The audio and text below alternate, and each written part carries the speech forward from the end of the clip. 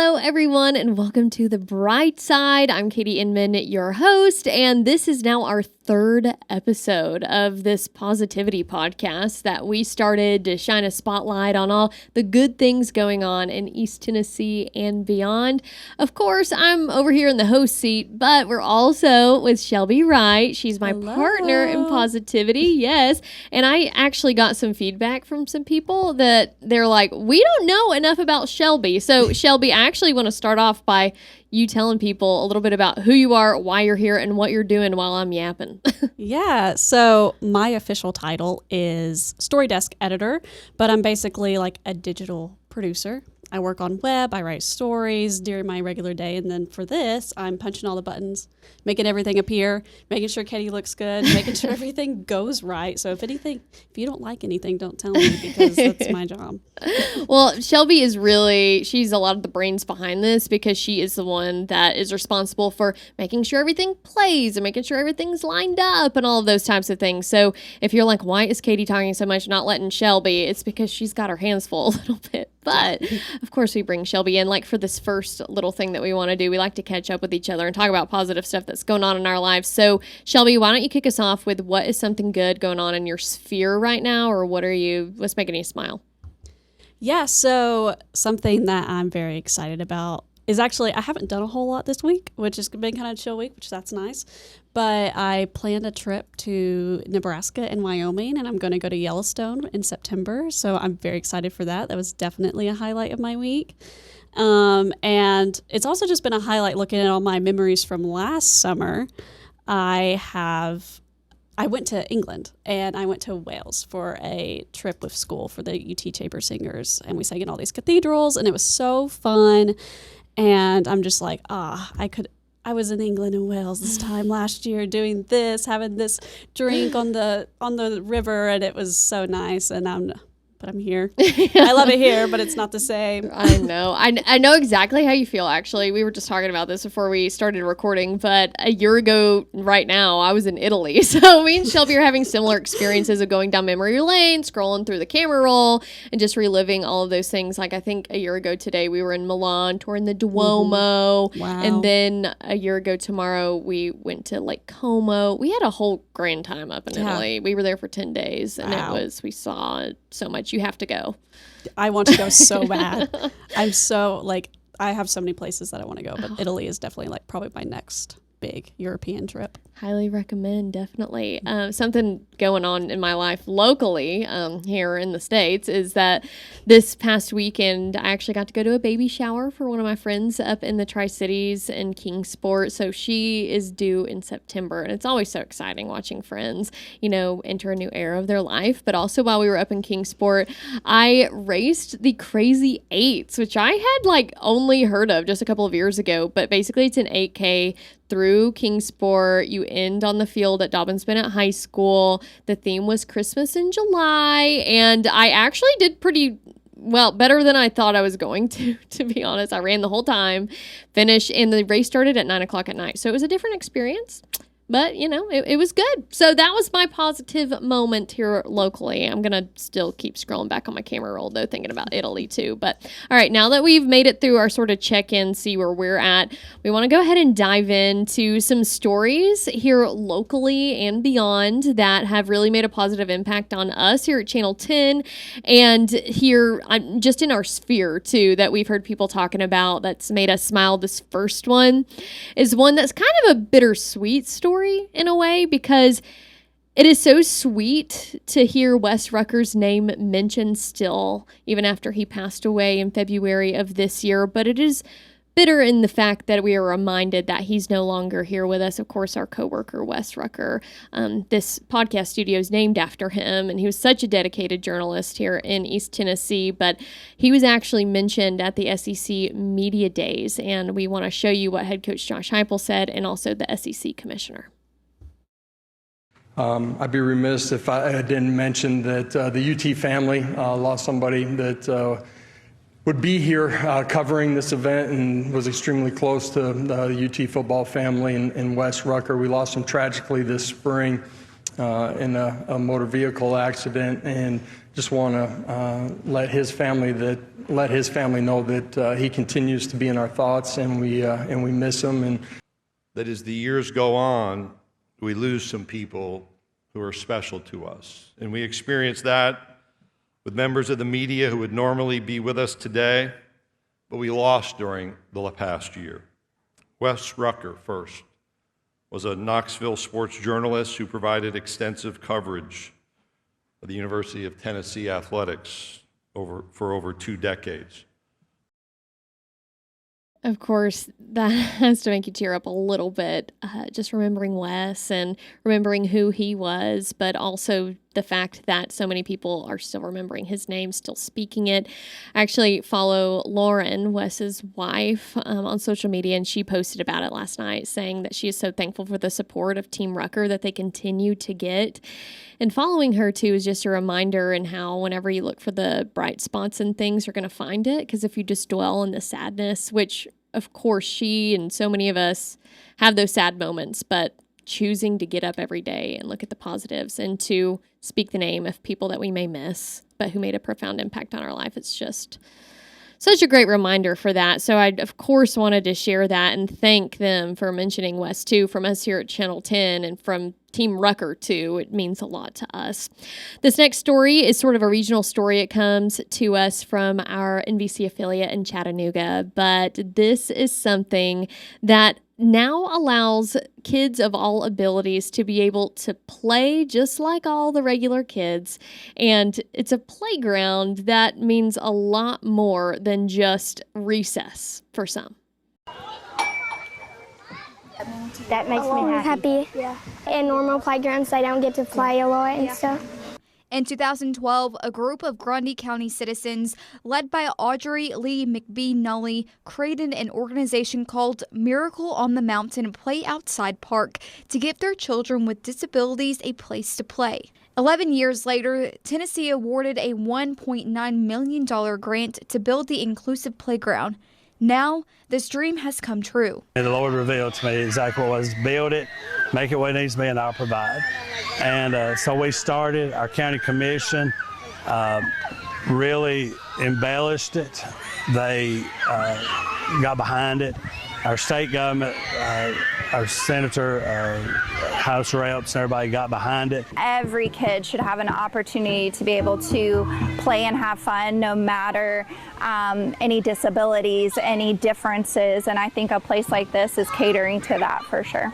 The new playground includes accessible play spaces, a splash pad, padded turf, and plenty of shade. Every play structure is built for kids for all backgrounds and ages. The Miracle on the Mountain Park has already become a destination play area for all children. I think it's really good because all the other swimming pools and all the other parts, a lot of them won't welcome them to come play. So I think it's really nice of everybody to let everybody come in and play. So the Miracle on the Mountain, I think that is so appropriately named, and being able to have accessibility and inclusion for all kinds of kids is so important. If you are watching this and you're not close to Miracle on the Mountain, that huge inclusive playground near Chattanooga and Grundy County, great news. There are some inclusive playgrounds sprinkled throughout East Tennessee. There are quite a few in Knoxville. There's even one in Morristown, and there's another one in Caryville too. So a lot of options if you're looking for those ways to play. Stay with us. We'll be right back after this with some animal stories and some more goodness to brighten your day.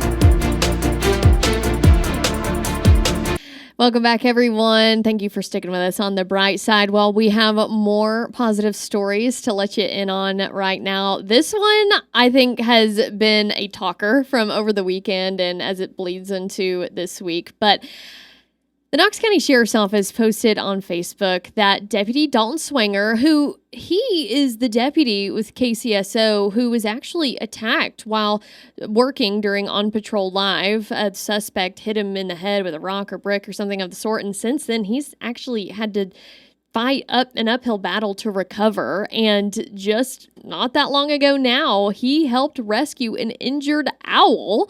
So this owl, the sheriff's office shared on Facebook saying that it was heard, it was around 2 a.m. that they got the call to come and help rescue this owl. And they said, our own Deputy Swanger, who helped rescue this owl, he can relate to what this owl is going through. And Deputy Swanger commented on it and said, 10 out of 10 could relate. So he's getting in on that, a little bit of humor too. But the Owl Ridge Raptor Center, they have the owl now. They're helping nurse it back to health. They said that the owl was hit by a car, and they could tell by some of the things that were in its eyes and how it was injured and all of those things. So thank you, Deputy Swanger, for rescuing that owl, and to the other people who also helped. They weren't named, so that's why I'm not naming them. But the Raptor Center, they're taking good care of that owl. And it's always great whenever people are able to rescue animals and step into those moments too. But listen, talk about a rescue. This next story is about a very spunky and adventurous bulldog. His name is Ferdinand the Bulldog. If you know that children's book too, that's kind of a fun play on words. But Ferdinand went on a big adventure for 2 months until he finally was reunited with his owner. Young Williams Animal Center was able to make that reunion happen.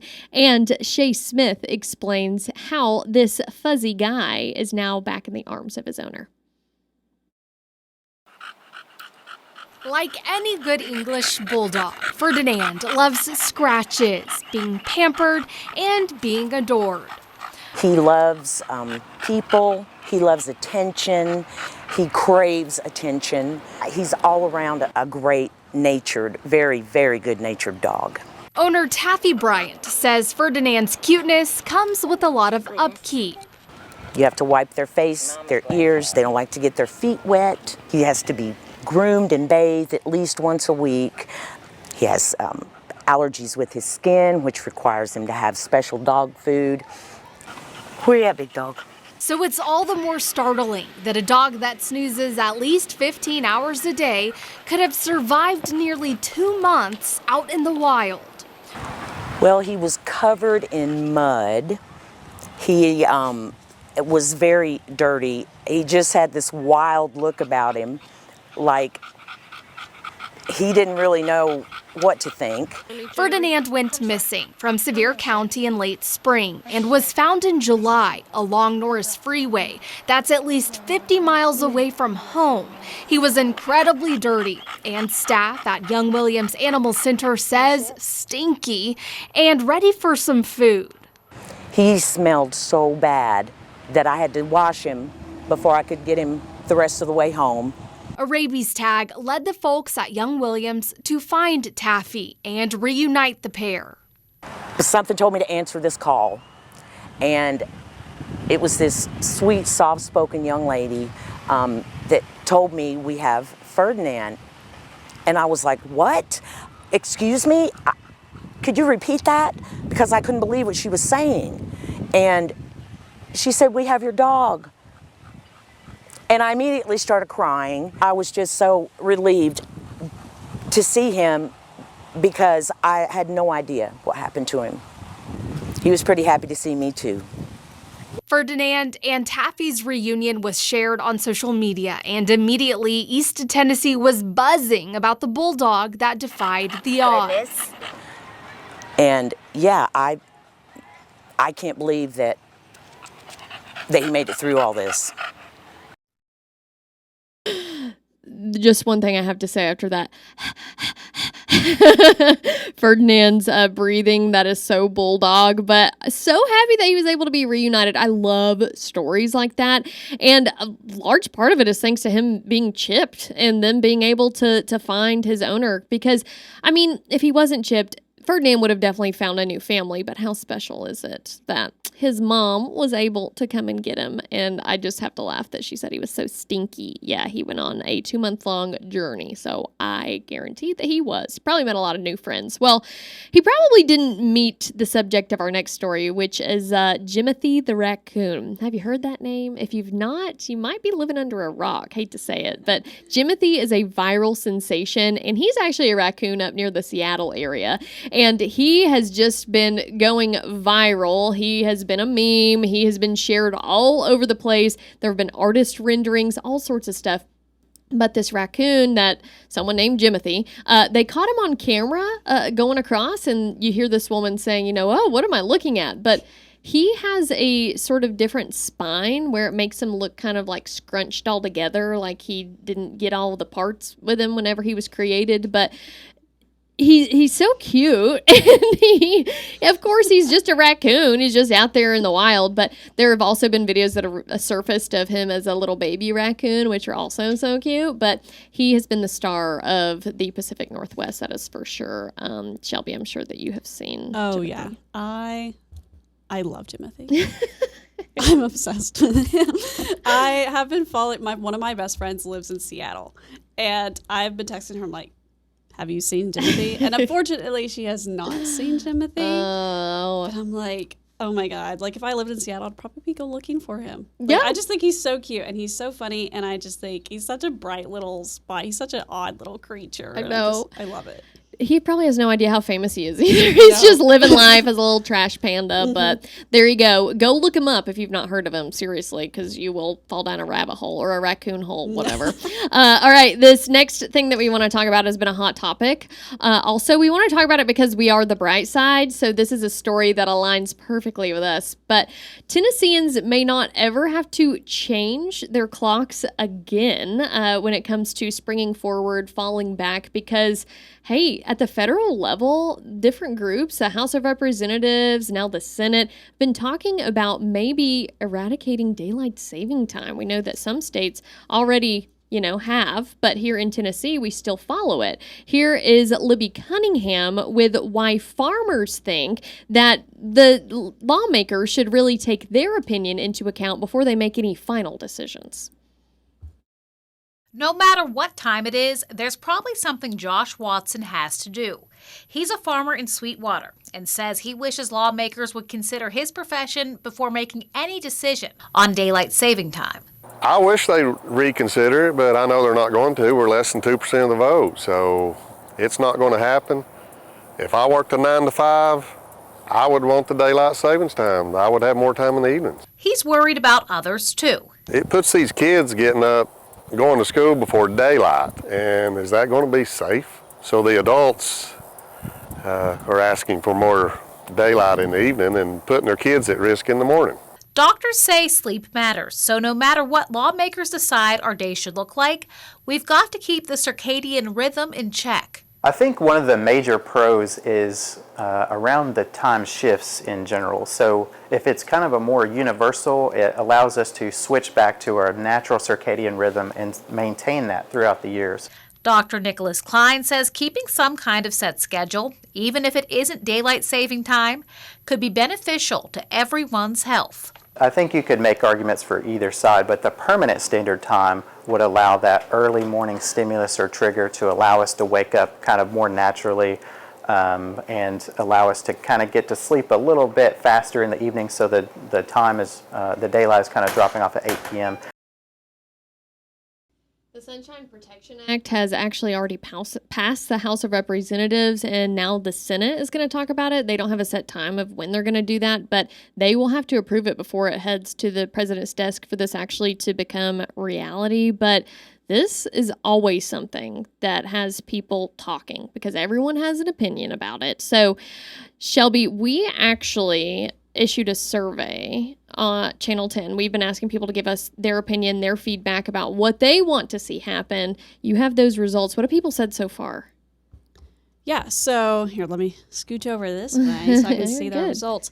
But we had usually when we send out surveys, we get like a couple hundred responses. Maybe if it's like really controversial, we'll get like 1,000. This so far has been open for about a week, and we have almost 3,000 responses. So people are pretty passionate about their daylight savings time. But the majority so it starts at 2 questions. Do you agree or disagree with a permanent change to daylight savings time? And 2,053 people have said they agree. That is 72%. Whoa. Yeah. And then the second question is, if Congress ditches this time change, which permanent time would you prefer? And people have said 1,772 people have said that they prefer permanent daylight savings. And then 844 people have said that they prefer permanent standard time. And then 231 people say no change.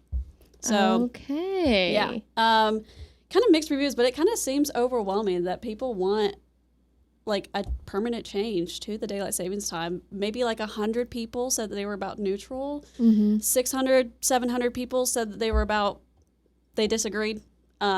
But it seems like a lot of people are in favor of this. That is wild. I, to be honest, don't have a super strong opinion about it. I'm like, whatever, is going to happen type of thing. I will say that what the farmer was saying about, kids getting up for school, it's still being dark. I go for walks a lot of times whenever I get up, and if it's dark whenever I'm walking, I'm feeling a little bit more wary. But I also know that it's just natural. I love falling back. I don't love springing forward. Yeah. I think a lot of people share that sentiment with me. But do you have a strong opinion? Yeah, I'm kind of in favor for it being probably like the permanent change, just because I like it being lighter later. I think it will be sad when we get to like Christmas time. Yeah. And like, I don't like getting off work, like if you work like a 9 to 5 and the sun's already going down. But around Christmas time, you can see all the lights like when you're out and about. And so that's why I kind of always liked that. But I also like it when it's lighter outside. So all valid points. I don't think there's a right or wrong answer here. But if you want to take the survey and weigh in for yourself, that survey is still active on WBIR's website. So you can go and take it, let us know your thoughts, and contribute to that growing number of people giving your opinions. All right. Well, we are going to wrap things up for this section. We still have one more section to go. Stick around because we have some positive advice from a doctor who gives us some insight on how she is living in the bright side every day.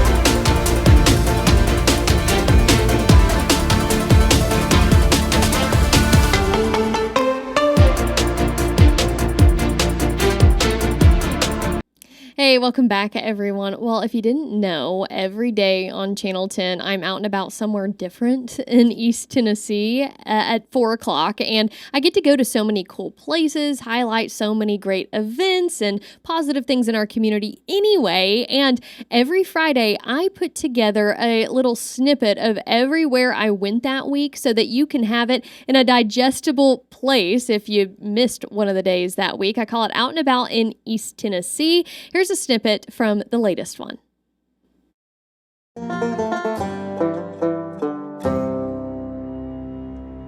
On Monday, I was out and about at yet another fair. It is fair season in East Tennessee, after all. This is the Anderson County Fair at the fairgrounds in Clinton. On Tuesday, I was out and about at Slick City. It is one of the newest entertainment options in Pigeon Forge. On Wednesday, I was out and about in Sweetwater at Mitchell's Petting Zoo and Exotics. They've got a ton of cool animals here, from goats to deer to camels, porcupines, capybaras, kangaroos, rabbits. I could go on by all of the great things that they have here. On Thursday, I was out and about in Powell, right off of Emory Road. This is Focus Ministries. It looks like we're in a home right now, because we are. It's not just a house. It has the heart that makes it a home. To round out the week, we ended it at the Granger County Tomato Festival in Rutledge. This is one of the best and hottest festivals of the year, but it celebrates all things tomatoes.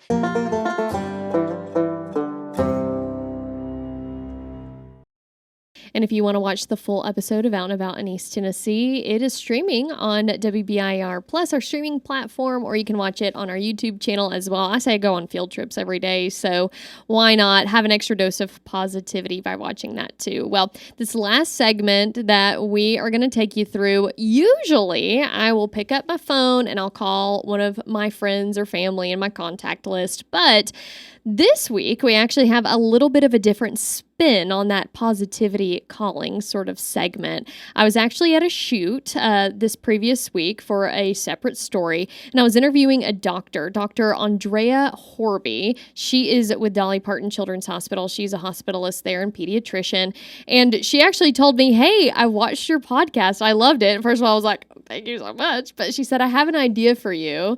I was all ears, and she said that, I meet so many interesting people every day, every week, whenever I'm going out for these stories. And she's correct. She's like, you should just start asking people a positive thing going on in their life and have them share it. And I was like, that's a great idea. You're going to be the first one to do that. So hear what she had to say and why she calls pediatrics the bright side of medicine. So I love the name Brightside for your podcast. Personally, I use the term Brightside quite a bit in pediatrics. I have the fortune of being able to supervise medical students as they're coming up through their training and becoming doctors. And a lot of them haven't quite decided on what field of medicine they want to go in. So I always joke with them that I've got 4 weeks to bring it over to the bright side and convince them to go into pediatrics, because most pediatricians really love what we do. And I know that I'm really passionate and fulfilled by my job. Okay, great. So what is something great or bright going on in your life right now? I would say that the most exciting thing that happened in my week was seeing some cool instances of character development in my children. My 9-year-old is an awesome roller skater, and her camp took a field trip to the roller rink last week. And she was out, they were doing a race where they won prizes if they were the first, second, and third people to come in. And she was in first place. She was gliding along.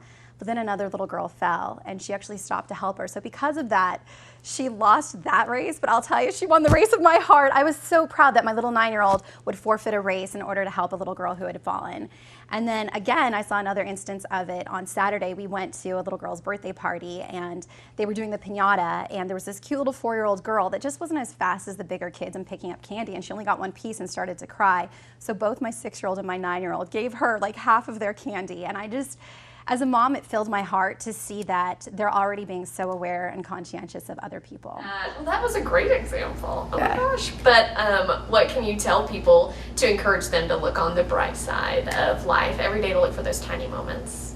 I think it can be really easy. Almost every night at the dinner table, we just ask our kids, what were 3 good moments in your day? Or were you able to help somebody today? And so I think just talking to our kids, and then when you see those really awesome little moments, recognizing that in your kid and say, hey, you may not thought of much of this, but I saw that, and I just think that was a really wonderful way to treat people. I'd love to see you treating people that way. A great reminder, not only to look for those bright spots in your day, but also to acknowledge those good things that your kids, family members, friends are doing, and let them know, hey, that was awesome, or I'm so proud of you. We can't say that enough to the people we love. But Shelby, this week, I think that looking on the bright side is going to be easy after talking about all these positive things. Oh, yeah. And especially like Andrea just said, just, talking to anybody, just being like, hey, this is something that good that happened in my day. I think since doing this podcast, I've realized that, good news is truly endless. We have more than enough to choose from. I thought it might be kind of hard, but it's really not. That is so true. And Shelby sent me this whole list of here's things that we could talk about, and I found some more stuff too. So another great example of whenever you're looking for it, you can find it. So we hope that this podcast was a bright spot in your day. Thank you so much for joining us for The Bright Side. We'll see you next week.